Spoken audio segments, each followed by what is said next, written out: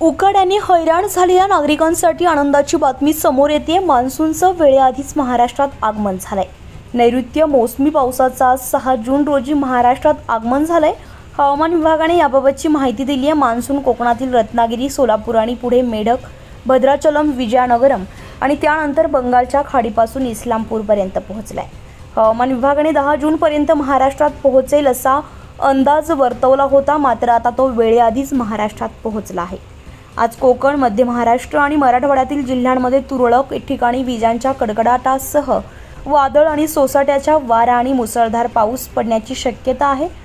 ठाणे, मुंबई, रायगड, रत्नागिरी, सिंधुदुर्ग येथे वादळी वारा आणि विजांच्या कडकडाटासह मुसळधार पावसाचा इशारा देण्यात आला असून येलो अलर्ट जारी केला आहे। मान्सून महाराष्ट्रात दाखल झालाय। कोकणात मान्सूनच्या सरी बरसण्यास सुरुवात झाली आहे। कोकणात मान्सूनच्या सरींना सुरुवात झाली असल्यामुळे बळीराजाला आणि उकाड्याने हैराण झालेल्या नागरिकांना मोठा दिलासा मिळालाय।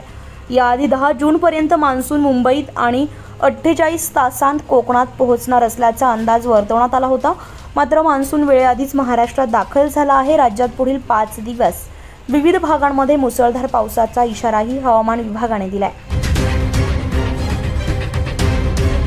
उत्तर महाराष्ट्र लाईव्हसाठी अश्विनी पुरी, नाशिक।